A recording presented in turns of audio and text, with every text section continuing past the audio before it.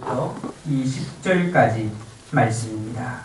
구약 성경 창세기 12장 10절부터 20절까지 제가 한 절 읽고 여러분들이 한 절 읽고 서로 교독하도록 하겠습니다. 제가 먼저 10절 말씀 읽겠습니다.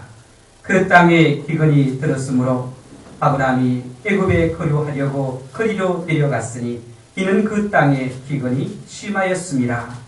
그가 이르기를 달렸을 때 그의 아내에게 말하기를 내가 이에 그대를 낳았다오니이다.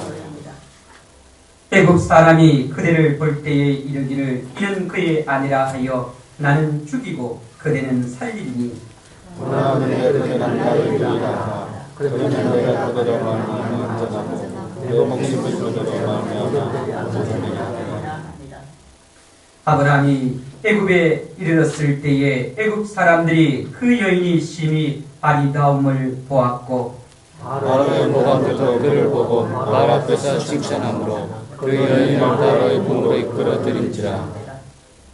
이에 바로가 그로 말미암아 아브라함을 후대함으로 아브라함이 양과 소와 노비와 암수나기와 낙타를 얻었더라. 여호와께서 아브라함의 아내 사레의 일로 바로와 그 집에 큰 재앙을 내리시니라. 바로가 아브라함을 불러서 이르되 네가 어찌하여 나에게 이렇게 행하였느냐? 내가 어찌하여 그를 내 아내라고 내게 말하지 아니하였느냐? 내가 어찌 그를 누이라 하여 내가 그를 데려다가 아내를 삼게 하였느냐? 내 아내가 여기 있으니 이제 데려가라 하고.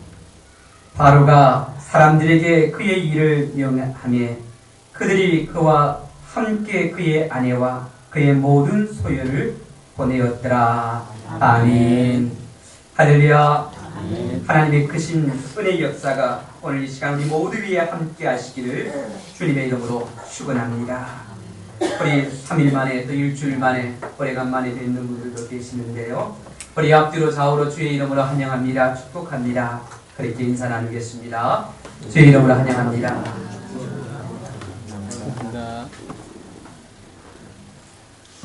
여러분, 담배를 피우면 좋은 점 한 가지가 있다고 합니다.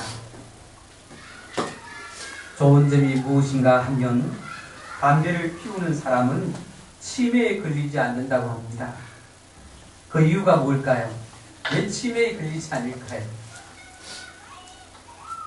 그것은요, 치매에 걸리기 전에 일찍 죽는다는 거죠. 사람들은요, 담배를 피우면 치매에 걸리지 않는다는 그런 이야기를 들으면 담배를 피우지 않는 사람들도 한번 피워볼까 하는 생각을 갖게 됩니다. 그런데 일찍 죽는다고 하면 이런 생각을 버리겠죠. 한 목사님이 옷을 입지 않고 생활하는 나체촌 마을 교회에 초청을 받아서 그 교회에서 설교를 하게 되었습니다. 그리고 설교를 하고 집으로 돌아왔습니다. 그런데 이제 이 목사님의 사모님이 목사님에게 물었습니다. 옷을 입지 않고 예배드리는 성도들을 보면서 무슨 생각이 드느냐고 그렇게 물었습니다. 사실 목사님이 예배를 드리면서 줄곧 궁금한 점 한 가지가 있었는데 그것이 무엇이었느냐 하면 저들이 옷을 입고 오지 않으니까 주머니가 없잖아요. 그런데 저들이 헌금 시간에 어떻게 헌금할까 하는 그런 생각이 들었다고 합니다. 오늘 이 시대를 살아가는 사람들 중에 돈에 전혀 신경을 쓰지 아니하고 살아가는 사람들은 얼마나 될까요? 성인 군대라 할지라도 돈으로부터 자유하기라는 참으로 어려운 것 같습니다. 아브라함이 하나님의 부름을 받아 약속의 땅으로 갔을 때에 그 땅에 기근이 난 고난을 만나게 됩니다. 그런데 여러분, 고난이 항상 나쁜 것은 아니라는 겁니다. 신앙인에게 있어서 고난은 참된 믿음을 얻게 하는 그런 계기가 되기도 합니다. 창세기 12장 1절부터 3절의 말씀을 보게 되면 아브라함이 하나님께서 약속하신 축복의 말씀을 온전히 믿고 일가 친척과 친구들이 있는 고향 땅을 떠나 하나님이 말씀하신 약속의 땅 가나안으로 갑니다. 그런데 아브라함에게 있어 가나안 생활은 모든 것들이 낯설고 힘들기만 했을 겁니다. 더욱이 그곳에서 아브라함의 가족을 환영하며 도와주는 사람들도 없었을 겁니다. 하지만 아브라함은 그의 가족들과 함께 그곳에서 한번 열심히 살아보려고 노력했지만 그 땅에 심한 흉년이 들었다는 겁니다. 약속의 땅이라고 하지만 그곳에 계속 머물러 있다가는 온 가족이 굶어 죽을 것만 같았습니다. 그래서 10절에 보니까 그 땅에 기근이 들었으므로 아브라함이 애굽에 거류하려고 그리로 내려갔으니 이는 그 땅에 기근이 심하였습니다. 여러분, 불순종하며 내 마음대로 가는 길이 아니라 하나님의 말씀에 순종하고 간 약속의 땅에서 기근을 만났으니 얼마나 당황스럽겠습니까? 이 아브라함은 이렇게 기근이 심한 곳으로 하나님이 왜 나를 보내셨을까? 갈대아 우리에서도 나름대로 잘 살고 있었는데 하나님은 왜 나를 기근의 땅으로 인도하셨을까 하는 그런 생각도 가졌을 겁니다. 만일 우리들에게도 이런 일이 생긴다면 여러분 고민하지 않겠습니까? 말씀에 순종하고 믿음 따라 사는데 고난이 생길 수 있는 것인가? 그렇게 생각할 수도 있을 겁니다. 오늘 본문을 통해서 얻게 되는 답이 무엇이냐면 고난이 생길 수 있다는 겁니다. 고난을 만날 수 있다는 겁니다. 약속의 땅에도 실패가 있고 믿음 따라가는 길에도 고난과 역경이 있다는 겁니다. 믿음대로 살려고 열심히 노력하는 대로 개인적으로, 가정적으로, 직장이나 사회생활에서 어려움이 온다는 겁니다. 그런데 이런 어려움이 오면 신앙생활에 해이가 됩니다. 믿음 따라가는 길이 결국 이런 것인가? 세상 사람들처럼 적당히 그리고 편안히 살다가 당한 고난이라면 얼마든지 받아들일 수 있을 겁니다. 그런데 하나님 말씀대로 믿음대로 사는데 고난을 만나니까 신앙생활에 어떤 갈등이 생기게 된다는 겁니다. 만일 주위에 누군가가 이런 상황에 놓이게 되어서 만약 여러분들에게 상담을 청한다면 그때 이렇게 말할 수 있을 겁니다. 더욱 기도하고 하나님 바라봐라. 굶어 죽을지언정 절대로 믿음을 포기하지 말라고 그렇게 말해줄 수 있을 겁니다. 그러나 막상 이 문제가 나의 문제일 때는 말처럼 그렇게 쉽지 않다는 겁니다. 아브라함이 굶어 죽을 각오를 하고 약속의 땅에 계속 머물러 있었다면 어떻게 되었을까? 여러분 한번 생각해 보세요. 하나님께서 아브라함을 부르시고 그리고 아브라함이 그 부르심에 순종해서 가나안 땅에 가게 되었는데 그 가나안 땅에 기근이 생겼습니다. 흉년이 임했다는 거예요. 먹을 것이 없어요.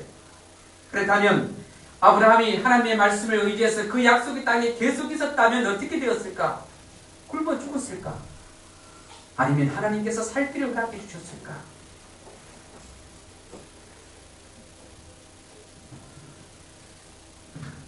그런데요, 이런 위기 상황에서 하나님의 뜻을 따를 것인가?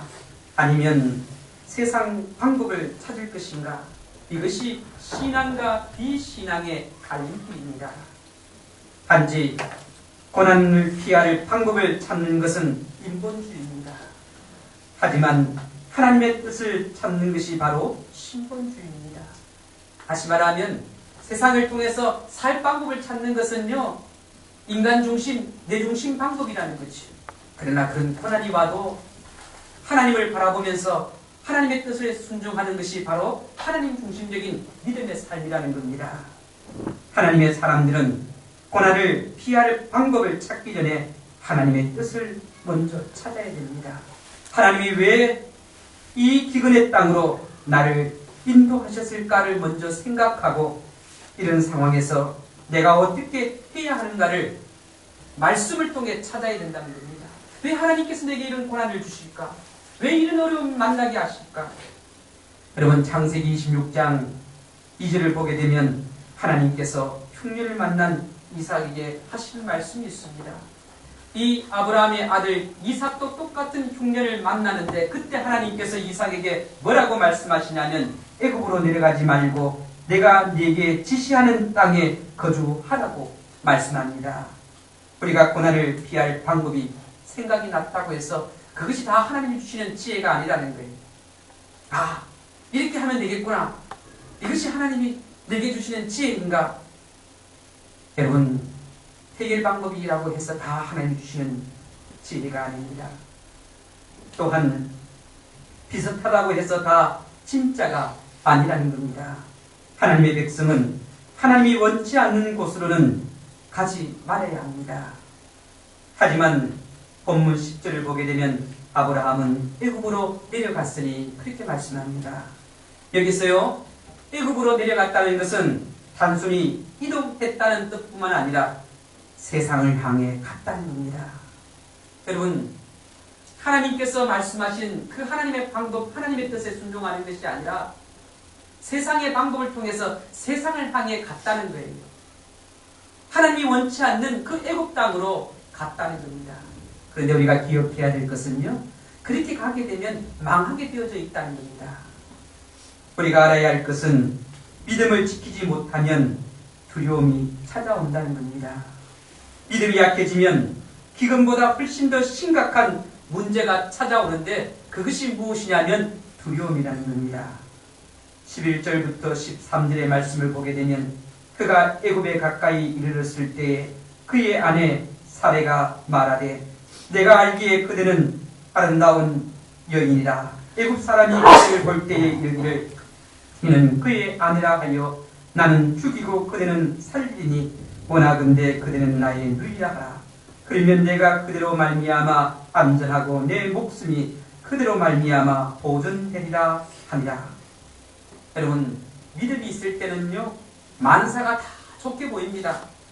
그러나 믿음이 연약해지면 세상 모든 것들이 두려움의 대상으로 보이게 됩니다. 만사가 부정적으로 보이고 또한 두려움과 부정적인 시각과 부정적인 행동과 부정적인 말을 하게 된다는 겁니다. 이렇게 되면 바로 나의 믿음이 연약해졌다는 겁니다. 나의 믿음이 떨어졌다는 겁니다. 우리는 믿음으로 사는 사람들입니다. 우리는 하나님의 도우심으로 사는 사람들입니다. 우리는 하나님의 말씀을 따라 사는 사람들입니다. 그러므로 세상 사람들과는 사는 방법이 다르다는 겁니다. 대부분들은 대부분 함의 자손들입니다. 이 피부가요, 좀 검은, 어떻게 보면 우리 동양인들보다 약간 피부가 더 검지요. 이집트 사람들을 보게 되면요, 흑인들보다는 그래도 좀 흰 편이고 동양인들과 어떻게 보면 비슷한 것 같지만 조금 더 검는 모습을 보게 돼요. 근데 아브라함과 이 사례는요, 셈족 자손으로 피부가 하얗습니다. 흑인입니다. 그런데 이 아브라함의 아내 사례는요, 너무나 아름다운 여인이었습니다. 당시에 애굽인들 중에 여인을 얻기 위해서 이 풍력을 사용해서 어떻게 해요? 여인을 자기의 사랑으로 만드는 경우들이 있었다는 거예요. 흑인들이요, 또 이 아시아인들, 우리 동양인들도 그렇지만 뭐 인도 사람이나 또 애국 사람이나 이 백인들을 보면 그 피부가 어떻게 해요? 너무너무 아름답고 좋게 보여요. 그렇게 되기 위해서 얼마나 노력하는지 몰라요.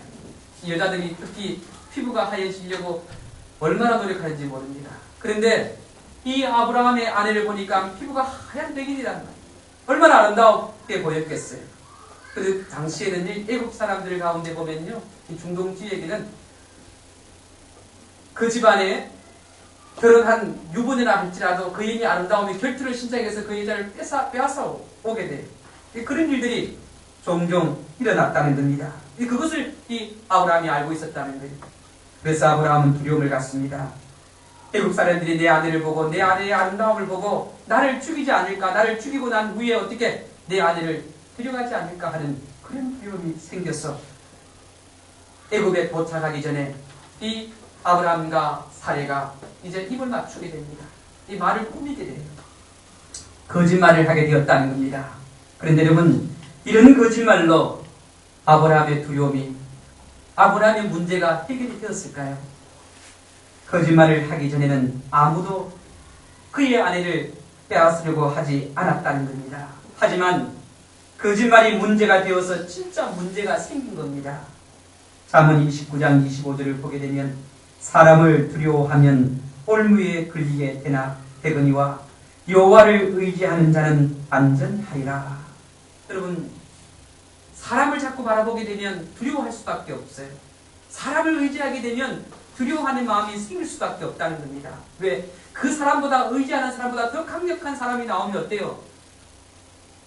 모든 것이 끝장이 나버리잖아요. 그러나 하나님을 의지하게 되면 하나님보다 어느 누구도 앞설 수가 있고 그 하나님을 이길 수 없기 때문에 안전하다는 겁니다. 우리 가운데 믿음 따라 살아왔는데 기근을 만났습니까? 정말 예수 믿고 신앙적으로 살아보려고 노력하는데 고난을 만났습니까? 잘 믿어보려고 하는데 고난이 찾아왔다는 거예요. 또 혹시 여러분 가운데 기도하고 있는데 기도 응답이 없어요. 그렇다면요, 낙심하지 마세요. 지금이야말로 하나님께 나의 믿음이 진실한 믿음인가 하는 것을 보여드릴 때라고 생각하세요.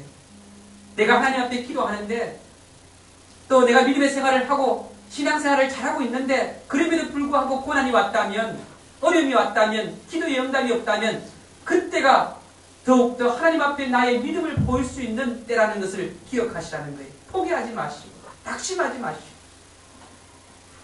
그때 하나님 앞에 바르게 서서 기도하게 되면 하나님께서 우리 가운데, 그 어려움 가운데, 고난 가운데 역사하신다는 겁니다.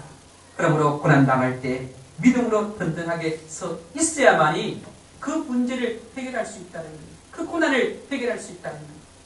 여러분, 고난이 문제가 아니라, 기근이 문제가 아니라 하나님 앞에 반드시 든든하게 서 있느냐 서 있지 못하느냐, 그것이 문제가 되는 거예요. 서 있으면요, 하나님께서 그 문제를 해결하셔야 돼요.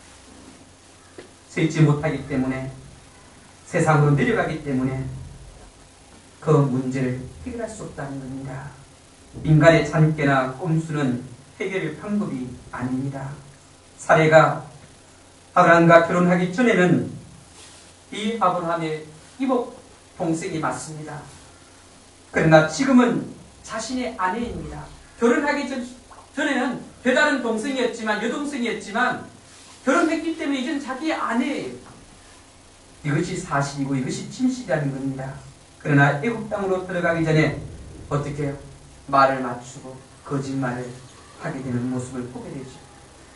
그래서 거짓말을 하니까 15절에 보니까 바로의 고관들도 그를 보고 바로 앞에 칭찬함으로 그 여인을 바로의 꿈으로 이끌어 드린지라, 그렇게 말합니다. 너무나 아름다운 여인이 누이라고 하니까 바로 왕에게 후궁으로 대신들이 청거를 한 거예요. 이렇게 아름다운 여인은 어떻게 임금님이 아내로 삼으십시오. 바로 왕이 아내로 삼으라고 그 여인을 애국궁으로 이끌고 간 겁니다. 아브라함의 머리에서 나온 참깨에 자신이 걸려 넘어집니다. 16절에 보니까 그 말미암아 아브라함을 후대함으로 아브라함이 양과 소와 노비와 암수 나귀와 낙타를 얻었더라고 말씀합니다. 하나님의 말씀을 믿지 못하고 시련과 고통을 견디지 못하고 믿음을 잃어버렸더니 인생은 계속 내리막길로 공박질 치고 맙니다. 이제 내 힘으로 수습조차 할 수 없는 그런 상황까지 오게 됩니다. 여러분, 오늘 본문을 통해서 우리에게 중요한 믿음의 원리 하나를 우리에게 가르쳐주고 있습니다. 그것이 무엇이냐면 바로 하나님께서 믿음의 길을 따라 살아가는 사람이 고난을 만났을지라도 그 고난을 어떻게 하나님이 해결해 가신다는 거예요. 우리가요, 예수를 잘 믿고 또 기도하는 사람이 만나는 그 고난은 하나님께서 그 문제를 분명하게 해결하신다는 그것을, 그 원리를 우리에게 깨닫게 해주신다는 거예요. 아브라함은 죽음에 대한 두려움 때문에 짜낸 창깨로 인해 큰 어려움을 당합니다. 그런데 하나님은 이 어려움을 간섭하시고 이 문제를 해결하기 시작하십니다. 정작 내 자신은 나의 문제를 포기하고 낙심하는데 하나님은 외면하지 않으시고 도우신다는 겁니다. 17절에 보니까 여호와께서 아브라함의 아내 사라의 일로 바로와 그 집에 큰 재앙을 내리신지라. 문제를 일으킨 사람은 아브라함입니다. 그런데 이 문제를 해결할 힘과 능력이 없습니다. 여러분, 우리가 어떤 일을 하다 보니까 내가 생각해낸 그 장깨 때문에, 그 꼼수 때문에 내가 어려움을 겪습니다. 그런데 나는 더 이상 그 문제를 해결할 수가 없습니다. 그때에 하나님께서 어떻게 합니까? 하나님께서 도우신다는 거예요. 아브라함은 도저히 바로 왕에게 빼앗긴 그 아내를 찾아올 수가 없어요. 여러분, 우리가 이런 상황이 되면 어떻게 해야 될까요? 하나님께 기도하는 것밖에 없습니다. 하나님께 내 자신의 문제를 알고 도움을 요청해야 됩니다. 하나님이 도우시면 나의 모든 문제가 해결이 됩니다. 하나님께서 내가 기도하는 그때부터 하나님의 놀라운 역사가, 기적의 역사가 시작이 되고 있다는 거예요. 근데 여러분, 우리 그리스도인들이 하나님 믿는 우리가 기억해야 될 것은 하나님의 말씀대로 살아가면, 믿음의 길을 가게 되면 어떤 고난을 만나도, 그 고난이 있지만 그 고난을 만나도 그 고난 속에서 하나님의 역사는 벌써 시작되고 있다는 것이죠. 내가 그 고난을 해결해 보려고 갖가지의 방법을 동원하지만 그것을 해결할 수 없는 그런 절망적인 상황에 왔을지라도 하나님은 그 상황에서부터 벌써부터 개입하기 시작했다는 겁니다. 세상 사람과 하나님을 믿는 사람이 다른 것이 무엇이냐면요, 문제를 해결할 수 없는 절망적인 상황이 오게 되면 똑같이 하나님을 믿는 사람이나 믿지 아니한 사람이나 절망하고 낙심합니다. 그러나 하나님을 믿지 않는 사람들은 도움의 손길이 없습니다. 그러나 하나님을 믿는 사람은 그때부터 하나님의 기적의 역사가 시작이 된다는 거예요. 하나님의 기적의 역사가 그때부터 나타나는 거예요. 그때부터 하나님의 진가가 나타나게 된다는 겁니다. 그런데 우리는요, 그것을 깨닫지 못하고 하나님을 믿지 않는 사람들과 동일하게 실망하고 좌절합니다. 그러나 여러분, 우리가 하나님의 말씀대로, 하나님의 말씀을 따라 믿음 따라 살아가게 되면 하나님께서 우리를 지키시고 보살핍니다. 요한일서 5장 18절 하반절에 보게 되면 하나님이 그를 지키심에 악한 자가 그를 만지지도 못하느니라. 악한 것이 우리를 해하려고 해도 하나님이 우리를 지키시기 때문에 그들이 어떻게 우리를 결코 마음대로 할 수 없다는 거예요. 오늘 본문을 통해서도 어떻게 아브라함의 아내 이 사례를 바로 왕이 자신의 아내라고 맞으려고 하지만 어떻게 하나님께서 그 집안에 그에게 재앙을 내리니까 두 손 두 발을 드는 거예요. 오늘 본문을 통해서 보게 되면 사실 바로 왕은 잘못한 것이 없었습니다. 바로 입장에서 보면 억울한 일입니다. 믿음 없는 아브라함 때문에 지금 곤욕을 치르고 있는 사람이 바로 바로이고 그의 가정입니다. 여러분, 요나스를 통해서 보게 되면 요나의 잘못 때문에 배에 탄 모든 사람이 풍랑을 만나 죽게 되는 꼴을, 그런 어려운 위기의 상황이 오게 되는 모습을 보게 됩니다. 그런 것을 보면서요, 우리가 깨달아야 될 것이 무엇이냐면 언제나 역사의 주인공은 하나님의 자녀들이라는 겁니다. 하나님의 자녀가 잘못하면 주위 사람들이 어려움을 겪게 됩니다. 반면에 하나님의 사람이 바르게 쓰면 가정이 바르게 쓰게 되고, 교회가 바르게 쓰게 되고, 나라가 바르게 쓰고, 민족이 바르게 쓰게 되고, 그 시대가 바르게 쓰게 된다는 겁니다. 세상이 어려울 때마다 우리 그리스도인들은 언제나 하나님을 바라보며 기도하고 하나님의 도우심을 구해야 합니다. 우리의 믿음이 약해지면 가정이 병듭니다. 우리의 믿음이 약해지면 교회가 병들고, 우리의 믿음이 약해지면 세상이 병듭니다. 그러므로 고난의 땅에서 하나님을 바라보며 믿음으로 견뎌야 합니다. 참고 견뎌야 된다. 참고 견딜 때에 하나님께서 놀라운 기적의 역사로 우리를 도우신다는 거예요. 우리를 지키신다는 거예요. 말씀 따라 믿음 따라 가는데 그 약속의 땅에서 고난을 만날 수도 있습니다. 어떻게 보면 이해가 안 되고 불평과 원망이 생기겠지만 하나님의 뜻이 무엇인가를 물으며 고난을 이겨야 합니다. 하나님의 명령을 따라 강야로 이스라엘 백성들이 들어갔습니다. 그런데 홍해가 앞을 가로막고 있었습니다. 뒤에는 애국 군대가 추격해오고 양옆은 협곡으로 막혀 있었습니다. 여러분, 이스라엘 민족이 이럴 때 할 수 있는 것이 무엇이겠어요? 아무것도 없잖아요. 그런데 그들이 하나님의 말씀을 따라서 그 강야로 갔기 때문에 하나님께서 그들을 책임져 주셨다는 거예요. 어떻게 하셨습니까? 홍해가 갈라지게 하셨다는 거예요. 여러분, 우리도 이렇게 할 때 홍해가 갈라지는 그런 기적의 역사가 우리에게도 일어난다는 거예요. 이스라엘 백성들이 약속의 땅에 들어갔습니다.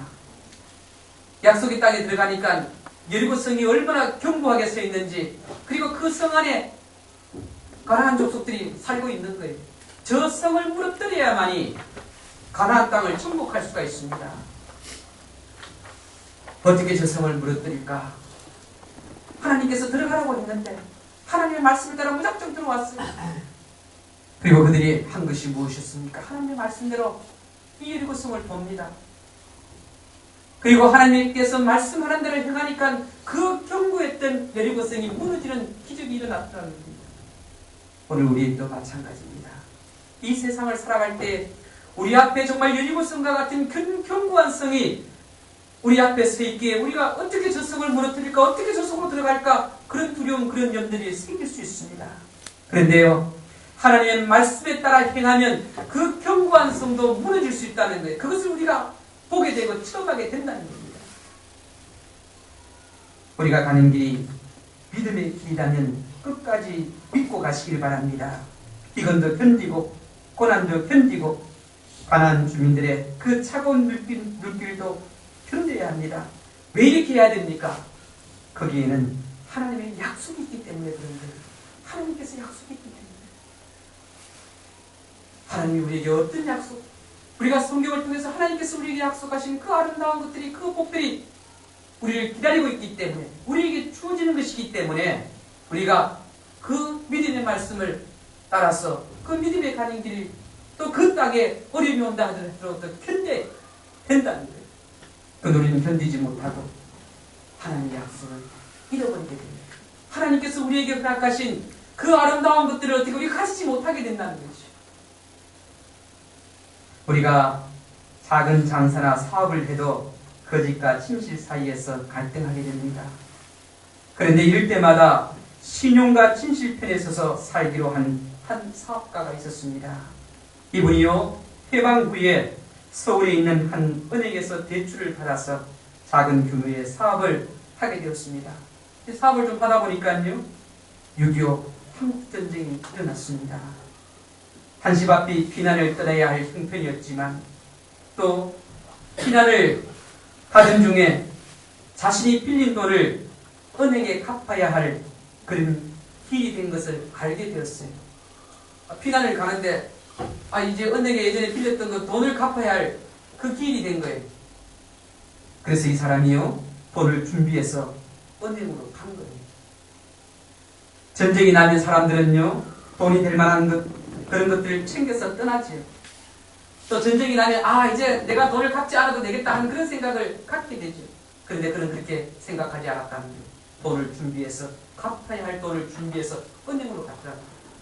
은행 창구 앞에서 직원을 불렀습니다. 내가 빌린 돈 갚으러 왔습니다. 그러니까 은행 직원이 깜짝 놀라요. 이 전쟁통에 사람들은 도리어 돈을 갚으려고 하지 않은데 왜 돈을 갚으려고 합니까? 그리고 지금 대출 잔고가 일부는 부산으로 가고 일부는 분실됐습니다. 어떻게 된지 모르겠다. 사람들은 돈을 갚으려고 하지 않는데 왜 선생님 돈을 갚으려고 하냐고 도리어 은행 직원이 퉁명스럽게 이야기를 합니다. 아마 이분도 잠시 갈등이 생겼을 거예요. 돈을 갚아야 되나 말아야 되나. 그런데 고민 끝에 갚아야 되겠다. 아마 내가 돈을 은행에 갚으려고 준다 해도 혹시 은행 직원이 자기 주머니에 차면 어떻게 해요? 그만이잖아요. 전쟁 중인데. 그럼에도 그는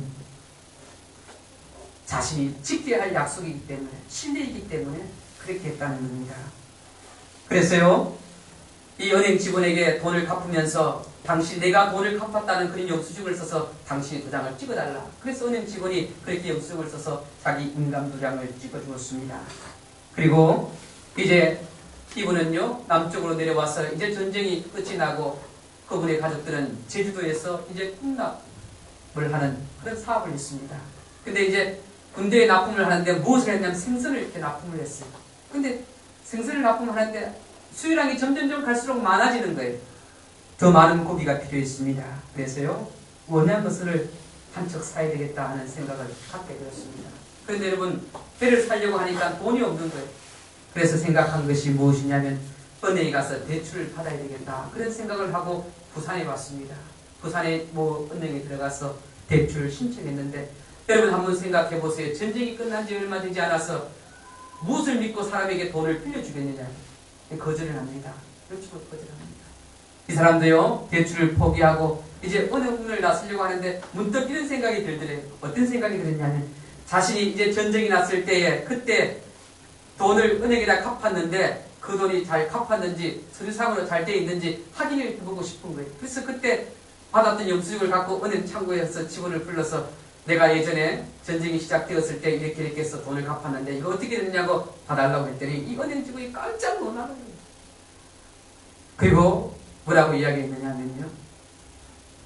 우리 은행가에 전설처럼 그렇게 떠도는 이야기가 있는데 그것이 무엇이냐면 이 전쟁 중에도 대출받았던 그 돈을 갚았던 한 사람이 있었다는 거예요. 돈을 가지고 왔어요.